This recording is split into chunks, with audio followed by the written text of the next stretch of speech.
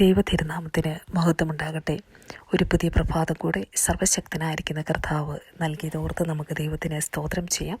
ഇന്നത്തെ പ്രഭാതത്തിലെ ചിന്തയ്ക്കായി ഉൽപ്പത്തി പുസ്തകം 39 അധ്യായമാണ് നമ്മൾ ചിന്തിക്കുവാനായിട്ട് ആഗ്രഹിക്കുന്നത്. ദൈവത്തിൻ്റെ പരിശുദ്ധാത്മാവ് അതിനായിട്ട് നമ്മളെ സഹായിക്കട്ടെ. കഴിഞ്ഞ അധ്യായങ്ങളിൽ നമ്മൾ പഠിച്ചു വന്നത് 37 അധ്യായത്തിൻ്റെ അകത്ത് ജോസഫിൻ്റെ ചരിത്രം തുടങ്ങിയായിരുന്നു. അവിടെ നിന്ന് 38 അധ്യായത്തിൻ്റെ അകത്തേക്ക് ഇടയ്ക്ക് യഹൂദയുടെ ഒരു പാപം, ആ ഒരു വിഷയം കയറി വന്നത് ഇന്നലെ നമ്മൾ ചിന്തിക്കുവാനായിട്ട് ഇടയായിത്തീർന്നു. അതിനുശേഷം വീണ്ടും 39 അധ്യായത്തിലേക്ക് 37 അധ്യായത്തിൽ പറഞ്ഞു നിർത്തിയതായിരുന്ന കാര്യം, അതായത് യോസഫിനെ സഹോദരന്മാർ പോത്തിഫർ എന്ന ഒരു മിസ്രയീമിനെ വിറ്റു എന്ന് പറഞ്ഞാണ് അവിടെ അവസാനിപ്പിക്കുന്നത്. അതിൻ്റെ തുടക്കമാണ് 39 അധ്യായത്തിൽ നമുക്ക്, അതിൻ്റെ കണ്ടിന്യൂഷനാണ് നമുക്ക് 39 അധ്യായത്തിൽ വീണ്ടും കാണുവാനായിട്ട് കഴിയുന്നത്. അതിൻ്റെ 2 വാക്യത്തിൽ ഇങ്ങനെ എഴുതിയിരിക്കുന്നു: യഹോവ യോസഫിനോട് കൂടെ ഉണ്ടായിരുന്നത് കൊണ്ട് അവൻ കൃതാർത്ഥനായി മിസ്രയീമിനായ യജമാനൻ്റെ വീട്ടിൽ പാർത്തു. ദൈവിക പദ്ധതി ഉള്ളതായിരിക്കുന്ന ഒരു വ്യക്തി താൻ കടന്നു പോകുന്നതായിരിക്കുന്ന എല്ലാ വഴികളിലും എന്തെല്ലാം പ്രതികൂലങ്ങൾ തൻ്റെ ജീവിതത്തിൽ വന്നാലും ദൈവം ചിലതൊക്കെ അനുവദിച്ച് തന്നെ മുന്നോട്ട് വിട്ടപ്പോഴും ദൈവത്തിൻ്റെ സാന്നിധ്യം യോസഫിൻ്റെ കൂടെ ഉണ്ടായിരുന്നു എന്നുള്ളത് നമുക്കും ആശ്വാസം നൽകുന്നതായിരിക്കുന്ന ഒരു കാര്യമാണ്. കർത്താവ് ഈ യോസഫിൻ്റെ കൂടെ ഉണ്ട് എന്നും അവൻ ചെയ്യുന്നതൊക്കെയും ദൈവം സാധിപ്പിക്കുന്നുവെന്നും അവൻ്റെ യജമാനൻ കണ്ടു. അപ്പോൾ പോത്തിഫറിന് ഒരു കാര്യം മനസ്സിലായി: യോസഫിൻ്റെ കൂടെ ദൈവമുണ്ട്. അതുകൊണ്ട് അവൻ ചെയ്യുന്ന കാര്യങ്ങളെല്ലാം ഒരു പ്രത്യേകത യോസഫിൻ്റെ ജീവിതത്തിനകത്തുണ്ടായിരുന്നു. താൻ ചെയ്യുന്നതെല്ലാം വിജയമായിട്ട് ദൈവം അവന് കൊടുക്കുവാനായിട്ട് ഇടയായിത്തീർന്നു. അങ്ങനെ ഈ ഒരു പോത്തിഫറിൻ്റെ ഒരു ഇഷ്ടനായിട്ട് അവിടെ യോസഫ് ശുശ്രൂഷ ചെയ്യുന്നത് നമുക്ക് കാണുവാനായിട്ട് കഴിയും. അവനെ ഗ്രഹവിചാരകനാക്കി തനിക്കുള്ളതൊക്കെയും അവൻ്റെ കയ്യിൽ ഏൽപ്പിച്ചു എന്നാണ് നമ്മൾ കാണുന്നത്. അല്ലെ, ഒരു അടിമയായിരിക്കുന്ന ഒരുവിനെ വിളിച്ചുകൊണ്ടുപോയി ഒരു ഗ്രഹവിചാരകനാക്കുക എന്നുള്ളത് നമുക്കൊരിക്കലും ചിന്തിക്കാൻ പറ്റുന്ന ഒരു കാര്യമല്ല. അവിടെ നിന്ന് 20 വെള്ളിക്കാശിന് വിൽക്കുമ്പോൾ ഈ വിൽക്കുന്നവർക്ക് ഇങ്ങനെയുള്ളതായിരിക്കുന്ന പ്രതീക്ഷകളൊന്നുമില്ല. പക്ഷേ തമ്പുരാൻ്റെ കരം കൂടെയുള്ളിടത്തോളം അവനെ അവിടെയൊക്കെ ദൈവം എത്രത്തോളമാണ് അവനോട് കൂടെ ഇരുന്നത് എന്ന് നമുക്ക് കാണുവാനായിട്ട് കഴിയും. താഴേക്ക് വായിക്കുമ്പോൾ വീണ്ടും നമുക്ക് കാണാൻ പറ്റുന്ന ഒരു കാര്യം: യഹോവ യോസഫിൻ്റെ നിമിത്തം മിസ്രയീമിൻ്റെ വീടിനെ അനുഗ്രഹിച്ചു. വീട്ടിലും വയലിലും അവനുള്ള സകലത്തിന്മേലും യഹോവയുടെ അനുഗ്രഹമുണ്ടായി. അതായത് ഒരു ദൈവഭക്തനായിരിക്കുന്ന ഒരു മനുഷ്യൻ. ജോസഫിനെ കുറിച്ച് പറയുമ്പോൾ നമുക്ക് ഏറ്റവും അടുത്ത് അധികം പറയാൻ പറ്റുന്നതായിരിക്കുന്ന ഒരു കാര്യം തൻ്റെ ജീവിതത്തിൽ ഒരു പരാതിയില്ല എന്നുള്ളതായിരുന്നു. അല്ലേ, തുടക്കം മുതൽ പൊട്ടക്കുഴി മുതൽ ഇങ്ങോട്ട് നോക്കിക്കഴിഞ്ഞാൽ താനൊരു പരാതി പറഞ്ഞ് അവരോട് കയർക്കുന്നതായിട്ടോ, പൊട്ടക്കുഴിയിലിട്ടപ്പോൾ പരാതി പറഞ്ഞതായിട്ടോ, പോത്തിഫറിന് വിറ്റപ്പോൾ പരാതി പറഞ്ഞതായിട്ടോ ഒന്നും നമ്മൾ കാണുന്നില്ല. ആ യോസഫിൻ്റെ കൂടെ ദൈവം ഇരുന്നു. യോസഫ് വന്നു ചേർന്ന് ഇടമായിരിക്കുന്ന ആ മിസ്രയീമിൻ്റെ ഭവനം പോലും ദൈവം അനുഗ്രഹിക്കുവാനായിട്ട് ഇടയായിത്തീർന്നു. ഇങ്ങനെ ദൈവത്തിൻ്റെ ആ യഥാർത്ഥ നാമം, ആ സത്യനാമത്തെ വിളിച്ചപേക്ഷിക്കുന്ന ഒരു വ്യക്തിയുടെ കൂടെ ദൈവം ഇരിക്കും. അത് ജോലി മേഖലകളാണെങ്കിലും ഭവനമാണെങ്കിലും എല്ലാം ആ ഒരു വ്യക്തി മുഖാന്തരം അനുഗ്രഹിക്കപ്പെടുവാൻ ഇടയായിത്തീരും എന്നുള്ളത് ജോസഫിൻ്റെ ജീവിതത്തിൽ കൂടെ നാം പഠിക്കുമ്പോൾ നമുക്ക് മനസ്സിലാക്കാൻ പറ്റുന്നതായിരിക്കുന്ന ഒരു കാര്യമാണ്. അങ്ങനെ തനിക്ക് ഉള്ളതൊക്കെയും യോസഫിൻ്റെ കയ്യിൽ ഏൽപ്പിക്കുവാൻ തക്കവണ്ണം ആ പോത്തിഫറിന് മനസ്സായി എന്ന് നമുക്ക് കാണുവാനായിട്ട് കഴിയും. കംപ്ലീറ്റ് ഗ്രഹവിചാരകത്വം ഇപ്പോൾ നടത്തുന്നത് യോസഫാണ്. അങ്ങനെ ഇരുന്ന് മുന്നോട്ട് വളരെ സമാധാനമായിട്ടായിരിക്കണം മുന്നോട്ട് പോകുന്നതായിരിക്കുന്ന സമയത്ത് യോസഫിൻ്റെ മേലെ പോത്തിഫറിൻ്റെ ഭാര്യയുടെ കണ്ണ് പതിച്ചു എന്ന് കാണുവാനായിട്ട് കഴിയും. അവിടെ പറയുന്നതായിരിക്കുന്ന കാര്യം, യോസഫ് വളരെ മനോഹര രൂപിയായിരുന്നു. അവൻ കോമളനായിരുന്നു. കണ്ടാൽ ആകർഷിക്കത്തക്ക നല്ല സൗന്ദര്യമുള്ളതായിരിക്കുന്ന ഒരു 17 വയസ്സുകാരനായിരിക്കുന്ന യുവാവാണ് യോസഫ് എന്ന് പറയുന്നത്. അങ്ങനെ ഈ പോത്തിഫറിൻ്റെ ഭാര്യ അവിടെ യോസഫിനോട് പറയുകയാണ്: നീ എന്നോട് കൂടെ ശയിക്കുക എന്ന് പറഞ്ഞ് അവനെ നിർബന്ധിക്കുന്നത് കാണുവാനായിട്ട് കഴിയും. അപ്പോൾ അവൻ പറയുന്ന ഒരു കാര്യമുണ്ട്. ഇവിടെ യോസഫ് പറയുന്നത് 8 വാക്യത്തിൽ നമുക്ക് കാണാം: അവൻ അതിന് സമ്മതിക്കാതെ യജമാനൻ്റെ ഭാര്യയോട്, ഇതാ വീട്ടിൽ എൻ്റെ കൈവശമുള്ള യാതൊന്നും എൻ്റെ യജമാനൻ അറിയുന്നില്ല. തനിക്കുള്ളതൊക്കെയും എൻ്റെ കയ്യിൽ ഏൽപ്പിച്ചിരിക്കുന്നു. ഈ വീട്ടിൽ എന്നേക്കാൾ വലിയവനില്ല. നീ അവൻ്റെ ഭാര്യയാകിയാൽ നിന്നെ അല്ലാതെ മറ്റൊന്നും അവൻ എനിക്ക് വിരോധിച്ചിട്ടുമില്ല. അതുകൊണ്ട് ഞാൻ ഈ മഹാദോഷം പ്രവർത്തിച്ച് ദൈവത്തോട് പാപം ചെയ്യുന്നത് എങ്ങനെ എന്ന് പറഞ്ഞു.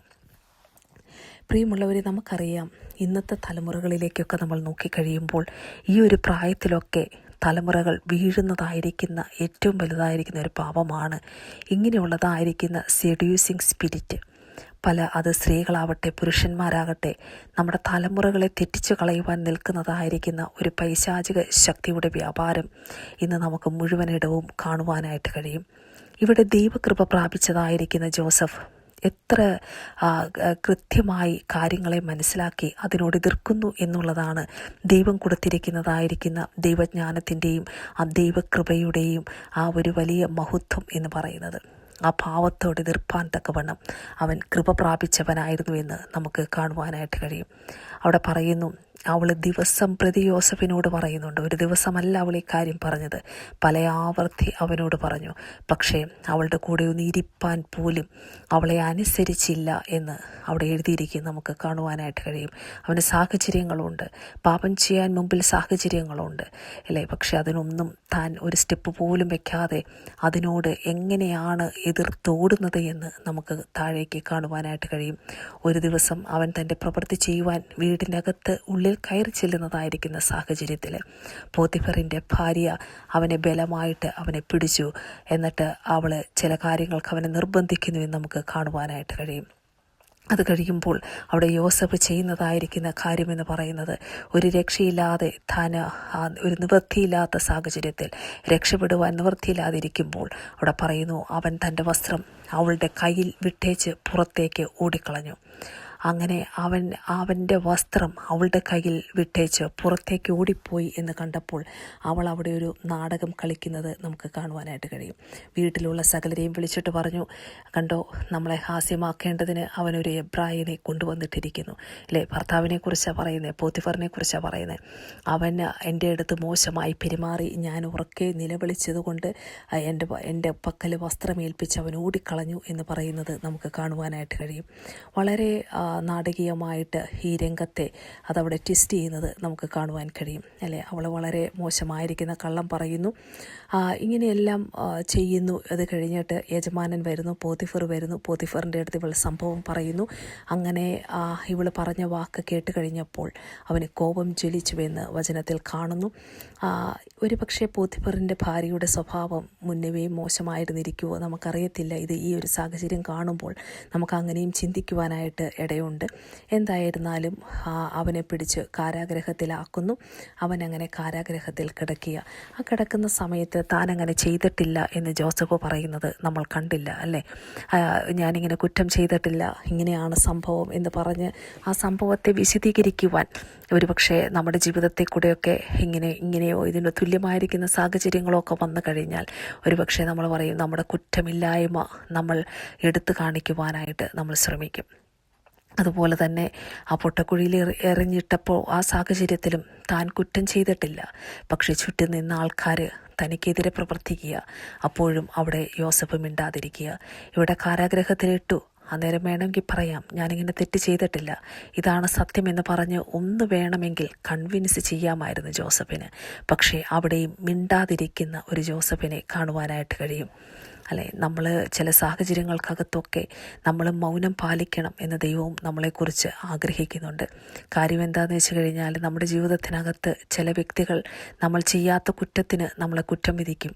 ചിലപ്പോൾ നമ്മളില്ലാത്ത കാര്യങ്ങൾ പറഞ്ഞു എന്ന് പറയും അല്ലേ? നമ്മൾ പ്രവർത്തിക്കേണ്ടാത്തത് പ്രവർത്തിച്ചു എന്ന് പറയും. നല്ലത് പ്രവർത്തിച്ചാലും നല്ല ഇൻറ്റൻഷനോടുകൂടെ കാര്യങ്ങൾ ചെയ്താലും അതിൻ്റെ പിന്നിൽ ഉള്ളതൊരു റോങ് ഇൻറ്റൻഷനാണെന്നൊക്കെ പറഞ്ഞ് നമ്മുടെ മേലെ കുറ്റങ്ങൾ ആരോപിക്കാം. പക്ഷേ ആ സാഹചര്യത്തിൽ നമ്മൾ എങ്ങനെ ഇരിക്കണം എന്നുള്ളതാണ് ജോസഫിൻ്റെ ജീവിതം നമ്മളെ പഠിപ്പിക്കുന്നത്. നമ്മളൊന്നിനോടും പ്രതികരിക്കുവാൻ കർത്താവ് നമ്മളെക്കുറിച്ച് ആഗ്രഹിക്കുന്നില്ല അല്ലെ? നീ മിണ്ടാതിരുന്ന് ഞാൻ ദൈവമെന്നറിയുവാനാണ് ദൈവം പറഞ്ഞിരിക്കുന്നത്. പ്രിയമുള്ളവർ, ഇങ്ങനെയുള്ളൊരു സൈലൻസിന് വേണ്ടി നമുക്ക് ദൈവത്തോട് പ്രാർത്ഥിക്കാം. ആ ഒരു കൃപ ദൈവം തരണേ. മറ്റുള്ളവർ കുറ്റം ആരോപിക്കുമ്പോൾ ഞാൻ ആ കുറ്റം ചെയ്തിട്ടില്ല എന്ന് പറഞ്ഞ് ജസ്റ്റിഫൈ ചെയ്യുവാനായിട്ട് പലപ്പോഴും നമ്മൾ ശ്രമിക്കാറില്ലേ? കുറ്റം നമ്മുടെ മേൽ ആരോപിക്കുമ്പോൾ നമ്മൾ അതിനെ വളരെ ജസ്റ്റിഫൈ ചെയ്യും. അതുമാത്രമല്ല, അവരുടെ കുറ്റങ്ങളെയും കൂടെ നമ്മൾ വലിച്ച് എഴച്ചു കൊണ്ടുവരുവാനായിട്ടുള്ളതായിരിക്കുന്ന പിക്ചറിലേക്ക് കൊണ്ടുവരാനായിരിക്കുന്ന ചാൻസസ് ഉണ്ട് അല്ലേ? ഇങ്ങനെ കുറ്റം പറയുന്നതായിരിക്കുന്ന അവസ്ഥകൾ നമ്മുടെ ജീവിതത്തിലുണ്ടെങ്കിൽ അതിനെ ജയിക്കുവാൻ നമ്മളെ പരിശുദ്ധാത്മാവ് സഹായിക്കട്ടെ. ഒരു വ്യക്തിയുടെ കുറ്റം പറയുക എന്നുള്ളത്, ഒരു വ്യക്തി നമ്മളോട് ദോഷം നിരൂപിക്കാത്ത വ്യക്തിയുടെ കുറ്റങ്ങൾ നമ്മൾ പറയാറുണ്ട്. ദോഷം നിരൂപിക്കുന്ന വ്യക്തികളുടെ പിന്നെ നമ്മൾക്ക് പറയേണ്ട, കാരണം പറയുകയേ വേണ്ട. കാരണം എന്തുവാണെന്ന് വെച്ച് കഴിഞ്ഞാൽ അതുപോലെ നമ്മൾ പറയാനായിട്ടുള്ളതായിരിക്കുന്ന ചാൻസസ് ആ ജഡിക മനുഷ്യനകത്ത് ഉണ്ട് എന്നുള്ളത് നമ്മൾ മറന്നു പോകരുത്. പ്രിയമുള്ളവരെ, ഞാനും നിങ്ങളും ദൈവസന്നിധിയിൽ ഇങ്ങനെയുള്ള കാര്യങ്ങൾക്കൊന്നും പ്രതികരിക്കാതെ മൗനമായിരിക്കുവാൻ കർത്താവ് നമ്മളെ സഹായിക്കട്ടെ. വിഷയങ്ങൾ പലത് വന്ന, ആരോപണങ്ങൾ പലത് വന്നാലും ദൈവസന്നിധിയിൽ ക്ഷമയോടെ കാത്തിരുന്നതിൻ്റെ മറുപടികളെ കാണുവാൻ സർവശക്തനായിരിക്കുന്ന ദൈവം നമ്മളെയും സഹായിക്കട്ടെ എന്ന് ഞാനും പ്രാർത്ഥിക്കുകയാണ്. താഴേക്ക് വന്നു കഴിയുമ്പോൾ നമുക്ക് കാണാനായിട്ട് കഴിയും, കാരാഗ്രഹ പ്രമാണി അവിടെ കാരാഗ്രഹത്തിലെത്തിക്കഴിഞ്ഞപ്പോൾ അവിടെയും ജോസഫിനോട് കാരാഗ്രഹ പ്രമാണിക്ക് ഭയങ്കര ഇഷ്ടം. അവിടുത്തെ കാര്യങ്ങളെല്ലാം കാരാഗ്രഹ പ്രമാണി അവനെ ഏൽപ്പിക്കുകയാണ്. അങ്ങനെ അവിടെ വായിക്കുമ്പോൾ നമ്മൾ കാണുന്നത്, പോത്തിഫറിൻ്റെ ഭവനത്തിലെത്തി. അവിടെ ദൈവം അവൻ്റെ കൂടെ ഇരുന്ന് ഭവനത്തെ അനുഗ്രഹിച്ചു. 21 വാക്യത്തിൽ കാണുന്നു, യഹോവ ജോസഫിനോട് കൂടെ ഇരുന്നു, കാരാഗ്രഹ പ്രമാണിക്ക് അവനോട് ദയ തോന്നത്തക്കവണ്ണം അവന് കൃപ നൽകി എന്ന് കാണുവാനായിട്ട് കഴിയും. അങ്ങനെ സകലത്തിൻ്റെ മേലെയും തന്നെ അധികാരിയാക്കി വെച്ചു. അതുകൊണ്ട് അവനെ ഏൽപ്പിച്ച ഉത്തരവാദിത്തങ്ങളൊന്നും പിന്നെ കൈകടത്താനായിട്ടൊന്നും ഈ കാരാഗ്രഹ പ്രമാണി പോയില്ല. കാരണം തനിക്ക് അത്രത്തോളം വിശ്വാസമായിരുന്നു ഈ യോസഫിന്. പ്രിയമുള്ളവർ, എത്രത്തോളം നല്ല രീതിയിലാണ് അവൻ്റെ ജീവിതമെന്ന് നമുക്ക് കാണുവാനായിട്ട് കഴിയും. അതിനകത്ത് ഞാൻ വിശ്വസിക്കുന്നു, ഈ സാഹചര്യങ്ങൾ, പ്രതികൂലങ്ങൾ തൻ്റെ മുമ്പിൽ വന്നപ്പോഴും എല്ലായിടത്തും മിണ്ടാതിരുന്ന യോസഫിന് ദൈവം കൊടുത്ത അനുഗ്രഹങ്ങളാണിതെന്ന് ഞാൻ വിശ്വസിക്കുക. കാരണം 1 പത്രോസ് 2 അധ്യായത്തിലേക്ക് വന്നു കഴിയുമ്പോൾ യേശു കർത്താവിനെക്കുറിച്ച് ഇങ്ങനെ പറയുന്നുണ്ട്, ഒരുത്തൻ ദൈവത്തെക്കുറിച്ചുള്ള മനോബോധ നിമിത്തം അന്യായമായി കഷ്ടവും ദുഃഖവും സഹിച്ചാൽ അത് പ്രസാദമാകുന്നു. അല്ലെ, ആ ഭാഗത്ത് താഴേക്ക് വരുമ്പോൾ കർത്താവിനെക്കുറിച്ച് പറയുന്നതായിരിക്കുന്ന ഒരു കാര്യമുണ്ട്. അതിന് മുമ്പുള്ളതായിരിക്കുന്ന പ്രസ്താവനയാണ് ഞാൻ വായിച്ചത്. ഒരുത്തൻ ദൈവത്തെക്കുറിച്ചുള്ള മനോബോധ നിമിത്തം അന്യായമായി കഷ്ടവും ദുഃഖവും സഹിച്ചാൽ അത് പ്രസാദമാകുന്നു. ഇവിടെ യോസഫിനെ നോക്കിക്കേ, ആ കർത്താവിനെ പ്രതിയാണ് മിണ്ടാതിരിക്കുന്നത് അല്ലേ? ആ ദൈവിക സ്വഭാവമാണ് അവിടെ കാണിക്കുന്നത്. അപ്പോൾ കഷ്ടവും ദുഃഖവും സഹിച്ചാൽ അത് ദൈവത്തിന് പ്രസാദകരമായി തീരും എന്നുള്ളത് നമ്മൾ മറന്നു പോകരുത്. അവിടെ പറയുന്നു, നിങ്ങൾ കുറ്റം ചെയ്തിട്ട് കൊള്ളുന്നത് സഹിച്ചാൽ എന്ത് യശസ്സുള്ളൂ? അല്ല, നന്മ ചെയ്തിട്ട് കഷ്ടം സഹിച്ചാൽ അത് ദൈവത്തിന് പ്രസാദം അല്ലെ? നമ്മുടെ ജീവിതത്തിലും ദൈവം ആഗ്രഹിക്കുന്നത് അതാ. നമ്മൾ പ്രതികരിച്ച് എല്ലാത്തിനും ഉരച്ച് കയറുന്നവരായിട്ടല്ല, ദൈവസന്നിധിയിൽ താഴ്മയോടെ ഇരിപ്പാൻ എന്നെയും നിങ്ങളെയും പരിശുദ്ധാത്മാവ് സഹായിക്കട്ടെ. എന്നിട്ട് താഴേക്ക് വായിക്കുകയാണ്, അതിനായിട്ടല്ലോ നിങ്ങളെ വിളിച്ചിരിക്കുന്നത്. ക്രിസ്തുവും നിങ്ങൾക്ക് വേണ്ടി കഷ്ടമനുഭവിച്ചു. നിങ്ങൾ അവൻ്റെ കാൽ ചുവട് പിന്തുടരുവാൻ ഒരു മാതൃക വെച്ചേച്ച് പോയിരിക്കുന്നു. എന്താണ് ആ മാതൃക അല്ലേ? താഴേക്ക് നോക്കുമ്പോൾ നമുക്ക് കാണാനായിട്ട് കഴിയും. എന്നെ ഒത്തിരി സ്പർശിച്ചതായിരിക്കുന്ന ഒരു വചനമാണ്. അവിടെ ഇങ്ങനെ എഴുതിയിരിക്കുന്നു, അവൻ പാപം ചെയ്തിട്ടില്ല, അവൻ്റെ വായിൽ വഞ്ചന ഒന്നും ഉണ്ടായിരുന്നില്ല. താഴെ വായിക്കുകയാണ്, തന്നെ ശകാരിച്ചിട്ട് പകരം ശകാരിക്കാതെയും കഷ്ടം അനുഭവിച്ചിട്ട് ഭീഷണം പറയാതെയും ന്യായമായി വിധിക്കുന്നവങ്കൽ കാര്യം പരമേൽപ്പിക്കുക അത്രയേ ചെയ്തത്. ഇത് യേശു കർത്താവിനെ കുറിച്ച് പറയുന്ന കാര്യമാണ്. തന്നെ ശകാരിച്ചപ്പോൾ മിണ്ടാതെയിരുന്നു, ആ ഭീഷണം പറഞ്ഞപ്പോൾ മിണ്ടാതെയിരുന്നു അല്ലേ? ആ കഷ്ടം അനുഭവിക്കുവാൻ വേണ്ടിയിട്ട് അല്ലേ? അങ്ങനെ സാഹചര്യങ്ങൾ വന്നപ്പോൾ ന്യായമായി വിധിക്കുന്ന ആ ദൈവത്തിങ്കൽ കാര്യം പരമേൽപ്പിക്കുകയാണ് യേശു കർത്താവ് ചെയ്തത്. പ്രിയമുള്ളവരെ, നമ്മളെ ഒരാൾ ശകാരിച്ചാൽ നമ്മൾ തിരിച്ച് ശകാരിക്കാറുണ്ടോ? നമ്മളോടൊരു കുറ്റം ആരെങ്കിലും പറഞ്ഞാൽ മറ്റുള്ളവരുടെ കുറ്റം നമ്മൾ എടുത്ത് പറയാറുണ്ടോ? നമ്മുടെ കുടുംബജീവിതത്തിൻ്റെ അകത്ത്, നമ്മുടെ കുഞ്ഞുങ്ങളോടുള്ള ബന്ധത്തിൽ, നമ്മുടെ ഇൻലോസിനോടുള്ള ബന്ധത്തിൽ, നമ്മുടെ മാതാപിതാക്കളോടുള്ള ബന്ധത്തിൽ, സഭയിലെ സഹോദരങ്ങളോടുള്ള ബന്ധത്തിൽ, നമ്മുടെ അയൽപക്കക്കാരോടുള്ള ബന്ധത്തിൽ, നമ്മുടെ ഫ്രണ്ട്സിനോടുള്ള ബന്ധത്തിൽ, നമുക്കുടെ എല്ലാ റിലേഷൻഷിപ്പിനോടുള്ള ബന്ധത്തിൽ നമ്മളെങ്ങനെയാണ് ഈ വിഷയത്തിൻ്റെ അകത്ത് ആയിരിക്കുന്നത് അല്ലേ? നമ്മുടെ ഈഗോ വർക്ക് ചെയ്യുന്നവരാണോ? പലപ്പോഴും ഞാനെന്നുള്ളൊരു ഭാവം നമ്മുടെ ഉള്ളത്തിൽ കിടക്കുമ്പോൾ അത് പലപ്പോഴും പൊങ്ങി വരുന്ന അനുഭവങ്ങൾ നമ്മുടെ ജീവിതത്തിൻ്റെ അകത്തില്ലേ എന്നുള്ളത് നമുക്ക് നമ്മളെ തന്നെ ഒന്നുകൂടെ ദൈവസന്നിധിയിൽ ശോധന ചെയ്യാം. അത് തോന്നുന്നെങ്കിൽ ഇന്ന് നമുക്ക് ആ പാപത്തിൻ്റെ അകത്ത് ഒരു കഴുകൽ പ്രാപിപ്പാൻ, യേശുവിൻ്റെ രക്തത്താൽ ഒരു ശുദ്ധീകരണം പ്രാപിപ്പാൻ കർത്താവ് നമ്മളെ സഹായിക്കട്ടെ. യേശു കർത്താവിനെ ശകാരിച്ചിട്ട് പകരം ശകാരിക്കാൻ പോയില്ല. കഷ്ടം അനുഭവിച്ചു, ഭീഷണം പറയാനായിട്ട് പോയില്ല. തൻ്റെ ജീവിതത്തിനകത്ത് ആ വെല്ലുവിളികളൊക്കെ വന്നു. കർത്താവ് താൻ വലിയ ആളാണെന്ന് പറഞ്ഞ് ജയിക്കാനോ അവിടെ വലിയ ഗുസ്തി പിടിക്കാനോ ഒന്നും ദൈവം തമ്പുരാൻ പോയില്ല. യോസഫും അതുപോലെ തന്നെയാണ് നമ്മൾ കണ്ടത്. യോസഫും ഒന്നിനും പോയില്ല, പാപമൊന്നും ചെയ്തില്ല, വായിൽ വഞ്ചനയൊന്നും ഉണ്ടായിരുന്നില്ല. ഈ ഒരു കർത്താവിൻ്റെ മാതൃക പിന്തുടരുവാൻ ദൈവം നമ്മളെ സഹായിക്കട്ടെന്ന് പ്രാർത്ഥിച്ചുകൊണ്ട് ഇന്നത്തെ ഈ വചനം ദൈവത്തിൻ്റെ ആത്മാവിൽ ശക്തിപ്പെടുവാൻ നമ്മളെ ദൈവം സഹായിക്കട്ടെ. കർത്താവിൻ്റെ വലിയ സാന്നിധ്യം നമ്മളോട് കൂടി ഇരിക്കട്ടെ. ഈ കേട്ട വചനങ്ങളാൽ നമ്മൾ ഈ ദിവസങ്ങൾ ആത്മീക അഭിവൃദ്ധി പ്രാപിപ്പാനിടയായി തീരട്ടെ. ദൈവത്തിൻ്റെ തിരുനാമ മഹത്വത്തിനായി ഈ വചനങ്ങളെ സമർപ്പിക്കുന്നു. ആമേൻ.